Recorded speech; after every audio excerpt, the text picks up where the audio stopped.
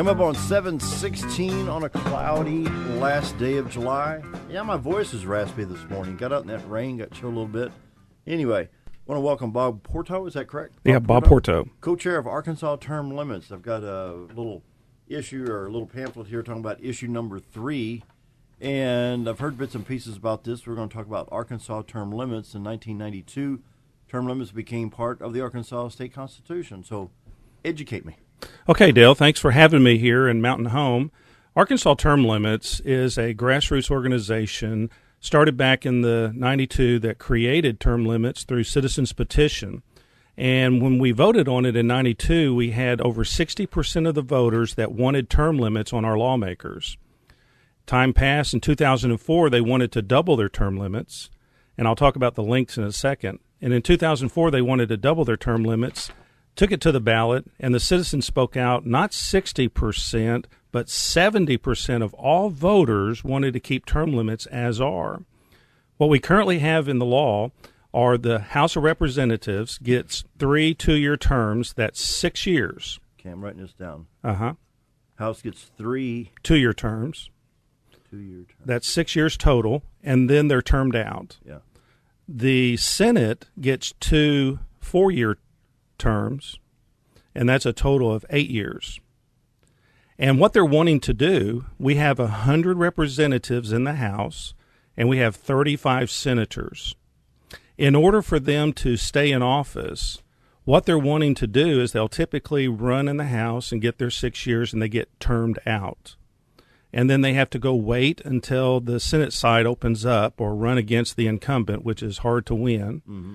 And then they'll try to serve, if they get elected, they'll try to serve their 8 years there, getting a total of 14. Mm-hmm.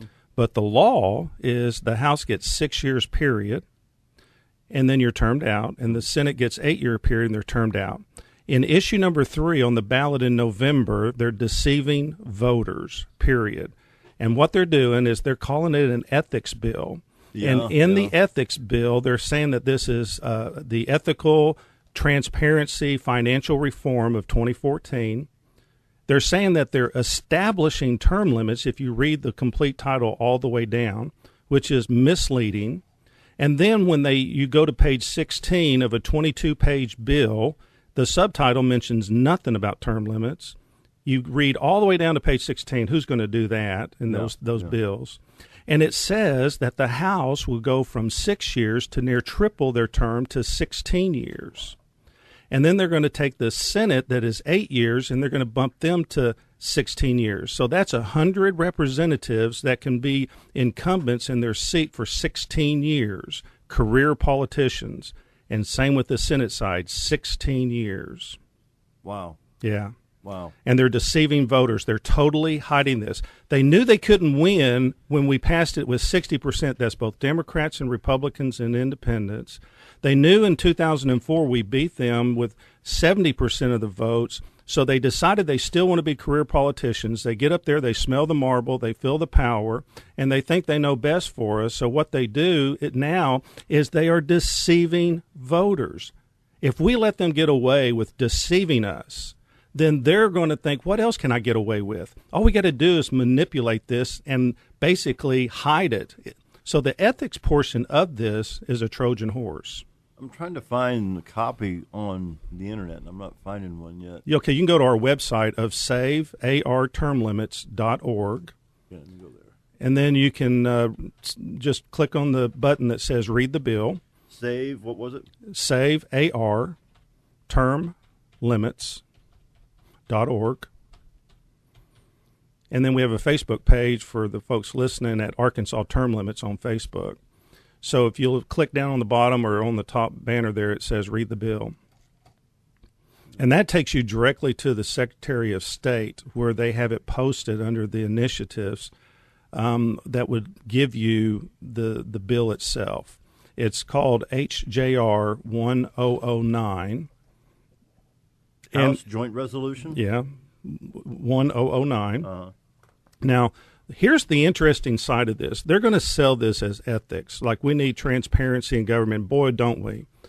However, in the transparency and ethics, they're deceiving. So they're unethical in an ethics bill. It's amazing. So 22 pages long. It's 22 pages long. What's hidden in here? There's quite a bit of stuff hidden in there. We're a single issue group. We focus only on term limits. It's kind of like when the health care was passed. I heard that there were 17,000 IRS agents that's going to be in my bank account. And I said no. I didn't need to know what else was in there. That was enough for me to say no. What they're basically doing on the ethics side is they're using that as the candy to say, yes, vote for this and deceive you. Because issue number 3 is actually an amendment to our Constitution. Yeah. Mm-hmm. They're even afraid to tell you that it's an amendment to the Constitution. So when you go vote, you're actually amending our Constitution, but you do not need to amend the Constitution to pass ethics. Mm. All they got to do is call a special session today, and they can pass all the ethics they want. So the idea of the issue or the amendment of the Constitution is the hidden Trojan horse. Inside the Trojan horse is lengthening term limits to create career politicians, and they believe they can deceive us. Hey, I'm seeing some things here I'm going to hold till the second half of the show because this is some good stuff in here. This is the first time I've actually got to see it because, like you say, I think there's some things that are being hidden in here. Oh, there's a lot hidden in it. Now, weren't you up here speaking when were you at the courthouse square with the Flippo campaign? I did speak at that event. Yeah, there's a lot of folks that we were talking about this, and it's funny, how can I say this and make it come out right? People that I trust, I'm starting to wonder if I can really trust them when something like this comes up. And to write something like this, we're run out of time for the first half of the program, but what I've already read in the short amount of time, line 24 through 28, this is very interesting. And so far, I haven't seen anything about term limits. You got to go to page 16. 16. And then section 3, and it's only 2 paragraphs in a whole 22-page bill, and that is actually their candy. That's what they're wanting to deceive you on. The rest of it is smoke and mirrors. Mm-hmm. They want to be career politicians. Oh, inside the bill, and maybe we can have another chance to talk later on this, but sure. Inside the bill, and I normally don't get off topic here, but inside it, they're going to have a citizens committee that means your friends, that are going to determine pay for all the lawmakers. So if you ever wanted to, the lawmakers know they can't even touch their pay because the voters will just throw them out. So now what they're doing is they're going to ask their friends to make a citizens committee, and then they determine their pay raise. And the first time that they do it, it's unlimited of what they could raise their pay to. Okay, page 16, section 3, line 31, section C1, a member of the General Assembly shall serve no more than 16 years, whether consecutive or non-consecutive. A member who completes his or her 16th year of service during a term of office for which he or she has been elected may serve until the completion of that term of office. So technically they could get up to 18 if they had a 2-year get in early. Yeah. So 2 years of service in both the Senate and the House of Representatives shall be added together and included to determine the total number of years in office. So that just simply means a total of 16 periods. Mm-hmm. So they could, if they wanted to, but why would they? If you're an incumbent in a seat, for example, y'all just had a primary up here where you had John Burris that was termed out in the House. Right. So he had to leave. There's no 14 years for him. No. He had to get out of the House. He was termed out. Now, Johnny, Senator Keyes, actually, opened his seat up, so there was a primary. And so a new guy comes in, Flippo, right? No, Scott Flippo. Okay, so he runs. It's an open seat. There's no incumbency power, and people got to decide what they wanted. Well, guess what they wanted? Somebody new. Somebody new. Because the power of the incumbent wasn't there. Mm-hmm. And that's how term limit gets good people to serve for us. So it opens up. I've had lunch with senators that said, we love you and we hate you. And I go, really, why? We love you because y'all got term limits in the state of Arkansas, but we hate you because now I'm termed out. Okay, let me play devil's advocate right here. Okay. If whoever gets elected to the House of Representatives in November, they go into regular session in February of next year. Okay. Okay, they're in for House gets a 2-year term. Yes, they do. So they'll serve during the regular session in 15, but it'll be a fiscal session in 16. Mm-hmm. So they actually serve 2 years and decide not to run again. They've only been in session once out of the 2 years. Sure.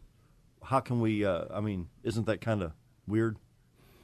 Well, they if they want to rerun, they run again. So they have to, but they're the incumbent. Mm-hmm. So they get a chance. The people like them or they don't. They can put them back in. But you get a new person coming in that doesn't have the financial support. Yeah. There's senators down there right now in Little Rock that are one term, getting ready to run again their second 4 years. And he's piled up $134,000 in his war chest because he's in office. Yeah. Well, there's guys that were in the House that can't ramp up that kind of money so that he can run against them. And that's the power of the incumbency. Yeah. So if you imagine, now I don't even want to get into the fact that you know about the gift money that the lawmakers get. The big checks that people hand out, the lawmakers hand out. Senators get $1 million of our tax dollars to spread in the community. That's called buying votes. And the House of Representatives gets like $250,000 of our tax money. So can you imagine them with a full pay salary of $100,000, 16 years as being able to sit in a seat, and our tax money to go give checks to communities to buy votes? Who is going to have the ability to beat an incumbent? We're going to go back to the seniority system in the state of Arkansas where only a group of people are going to control the House and the Senate. Yep. And if you want something done, you're going to go to them, and everybody else can just go fly a kite. Yeah. Hold that thought. Got to go to the news break. Bob Porto's here, co-chair of Arkansas Term Limits, and we'll give you the website after the news. Stick around. We'll be right back. 7:35. Still cloudy, cool, rainy. At least it ain't snowing, folks. We got Bob Porto here, co-chair of Arkansas Term Limits. Now, we'll get right back into it, spend as much time as we can on this. I want to bring to the attention of the voters, this is to vote no on issue number 3. Can I have just a minute? This is the title. I want to read the title. Now, get a load of this. This is the title of the bill. So, and I want to tell folks, when you go into the voting booth, and would it be issue number 3? How are they going to title it on the bill? It will be issue number 3. Here's the title. To amend the Arkansas Constitution concerning elected state officials, prohibiting members of the General Assembly and elected constitutional officers of the Executive Department from accepting gifts from lobbyists and defining key terms relating to that prohibition, prohibiting members of the General Assembly from getting their own salaries and the salaries of elected constitutional officers of the Executive Department, justices, and judges, establishing a 7-member independent citizens commission to set salaries for members of the General Assembly, elected constitutional officers of the Executive Department, justices, and judges, establishing the appointment process for members of the Independent Citizens Committee, and prohibiting members of the Independent Citizens Commission from accepting gifts from lobbyists, prohibiting certain contributions, including contributions by corporations to candidates for public office registering as lobbyists until 2 years after the expiration of his or her term, and establishing term limits for members of the General Assembly. That's the title. That is the title. That's the title. And 31 lines on page 1. And when you finally get to that and you go, oh, yeah, right, I'm here to vote for XXXX, fill in the block and all that stuff. But did you read that last sentence of the long, long, long title? So all that other stuff is the Trojan horse. You remember the Trojan horse, and they brought the horse inside with the army and they attacked them. So all that smoke and mirror crap up there does the one thing, and you look on the bottom sentence. Read that bottom sentence again on term limits. Okay, it says and establishing term limits for members of the General Assembly. We have had term limits in the state of Arkansas since 1992. Well, and how many times have we had on this program when John Burris was running against Flippo? He term limited out. Why is Nelda Speaks running for seat 100? Because Karen Hopper is term limited out. Correct. Now, what they're saying to us is they're frauding us. That's manifested fraud on the voters, the citizens, when they are telling the average person the deception of saying we are establishing term limits on our lawmakers. Now, you're going to say, oh, that's too dang long to read, so let me read the subtitle. That's going to be the quick and easy read so I can see if I want to vote for this. Okay, here's the subtitle. the Arkansas Elected Official Ethics, Transparency, and Financial Reform. Oh, that sounds good. Was there anything mentioned about term limits in that? No. Read it again. The subtitle? Yeah, the subtitle. The Arkansas Elected Official Ethics, excuse me, let me back up. The Arkansas Elected Officials Ethics, Transparency, and Financial Reform. Is it transparent? No. Term limits is in this bill on page 16, section 3. Is it ethical to not put that in there? No. These guys are pulling the wool on our eyes. They got up there, they smelled the marble, they liked the power, they couldn't get it openly, so they're deceiving voters. And what they're going to tell us is this. They're going to say, oh, Bob, you're deceiving the voters because you know what? We get 14 years, okay, 14 years, because if you take 6 in the House and 8 in the Senate, that's 14 years. We're only adding 2 more years to 16. Well, let's think about that for a second. You got 100 representatives, and you got 35 senators. So you nearly have 3-1 trying to get out of the House or when they get termed out to get over to the Senate to get their other 8 to make that 14.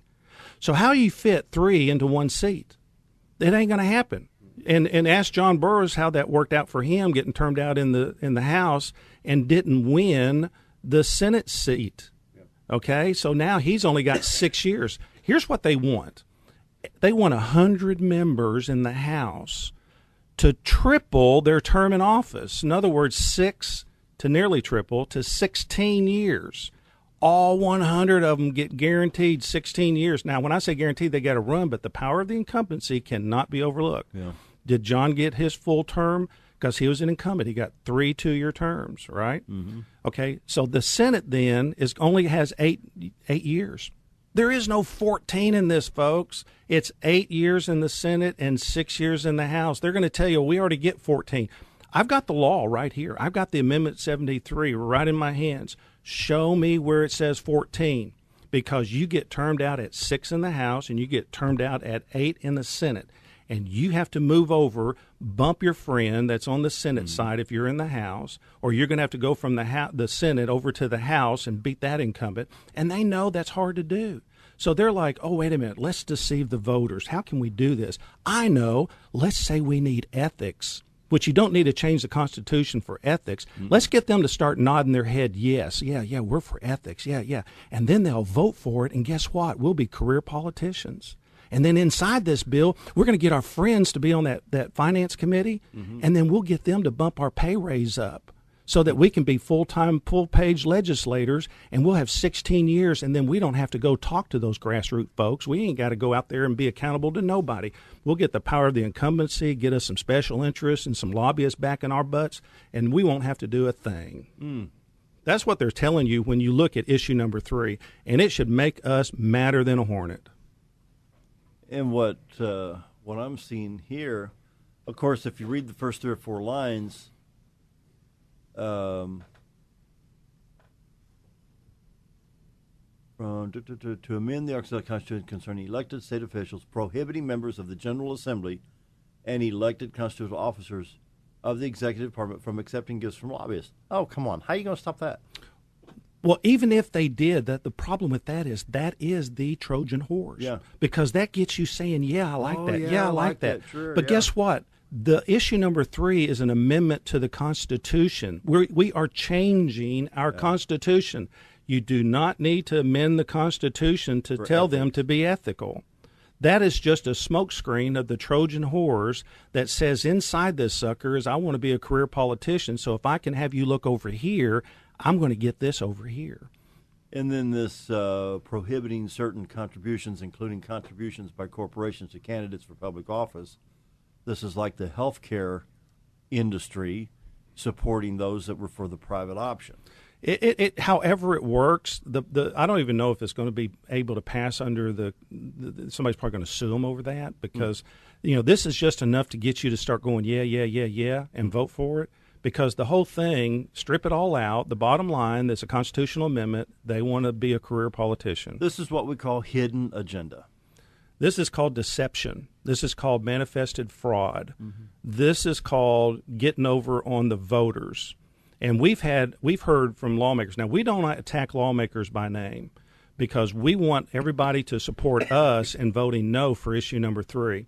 So if you have a brother that's in the legislation or the senator or somebody, and we attack them, they're going to say, "Well, I don't like you. I'm not going to vote for your effort." So our effort is to say no on issue number 3, and all we need to do is educate voters. And we believe that once we educate you, you know what's in it, you'll vote against it. The problem is the folks that aren't educated. We have done the survey, and if you're not educated, you fall for the gimmick, and they win handsomely. Mm-hmm. But once we did the survey and we find out that you know what's in it, we win handsomely. That's why I drove all the way up here, so I can educate the voters in this area, because you need to know that these guys are manifesting fraud on us in issue number 3. Now, I make no bones about it. These guys literally are wanting to be career politicians, and unless you want that in people to serve and not be accountable except for the people that can keep them in office and not the grassroots and the citizens, then they're hoping that you won't be educated. And we had a conservative tell us, I'm not going to mention names, but we had a conservative tell us when we confronted him on that, he said this: "You know what? It's up to the citizens to read what's in the bill and to be educated on how to vote." But we didn't know that we also had to elect them and let them try to deceive us, so that we had to figure out that we couldn't trust them. Now, as a citizens group, if we try to go pass a citizens petition, the Attorney General will kill it if it looks like there's any deception whatsoever against the voters. We've had bills that were rejected over 4 times by the Attorney General when we had 2 attorneys sitting at a table trying to make it as simple as a 3rd grader. They just didn't want us on the ballot, so they would reject us. And then they will allow this to get passed with total deception. They give the legislators total leeway of whatever they want to do, but the citizens they do not give leeway to. My goodness.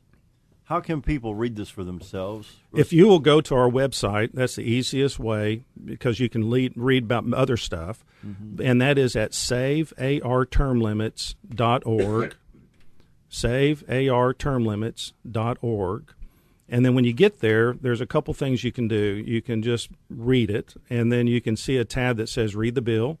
You can look on the bottom. There's a picture of Read the Bill.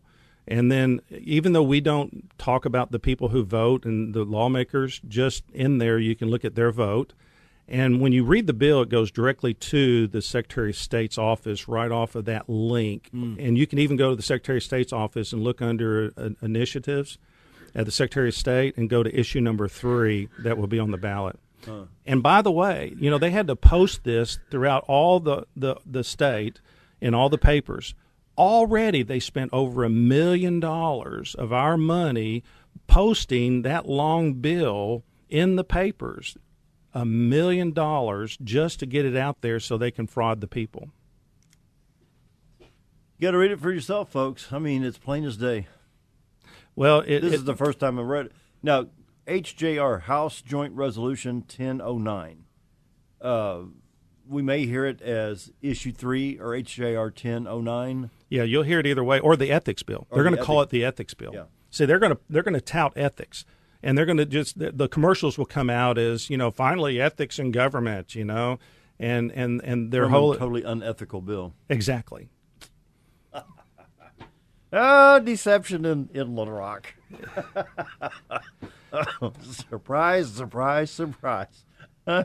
This is very serious. This is very sad.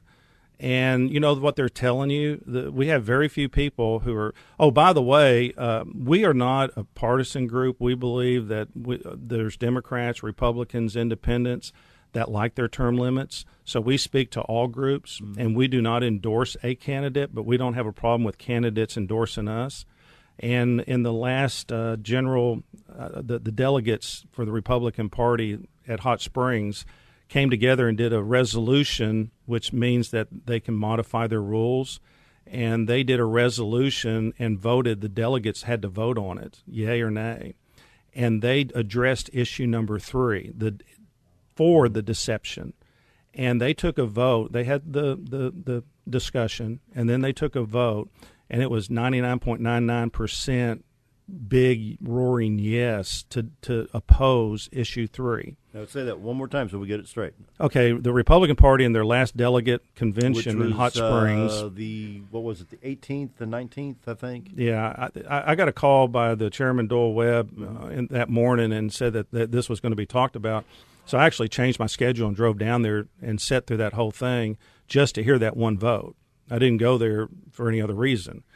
And I heard it. So what they said is that as a party, they are opposing issue number 3 for the deception on the voters. Good.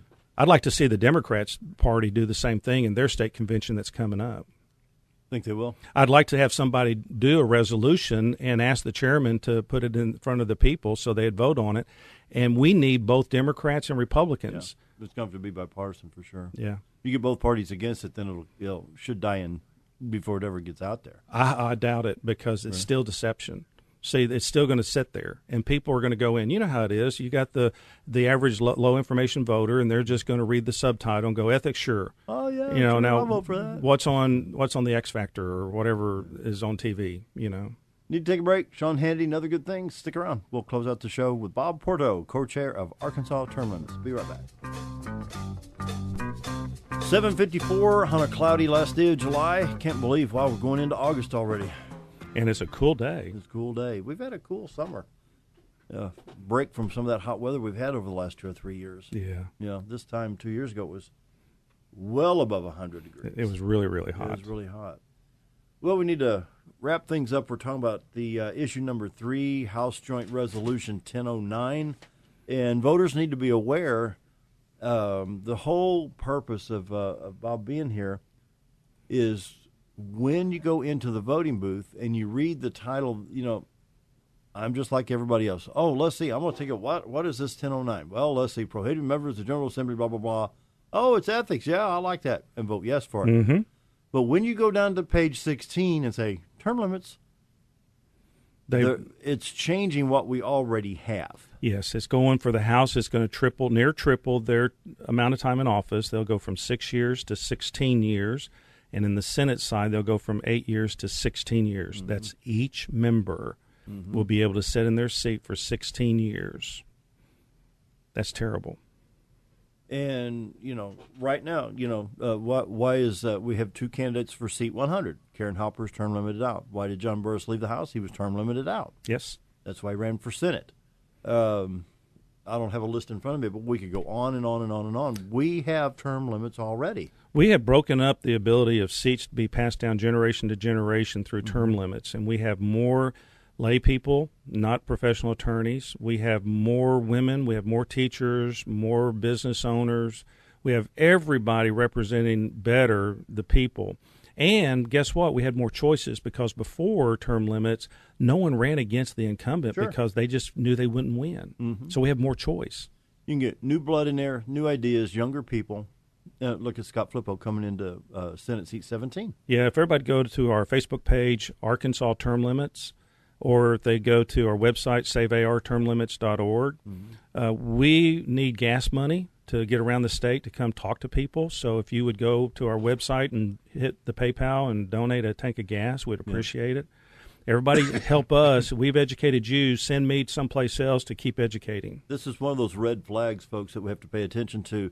And I want to invite various groups to invite Bob to come up. Please do. Yeah, I'd love to speak at any groups, civic groups. We'll adjust our calendar to do this. Yeah, if you're in Harrison, Salem, Mountain View, wherever, get in touch with me, and I'll get in touch with Bob for you if you need help. Anyway, check out the Arkansas Term Limits on Facebook. And right now, it's the Rush Morning Update, followed by Glenn Beck. See you tomorrow.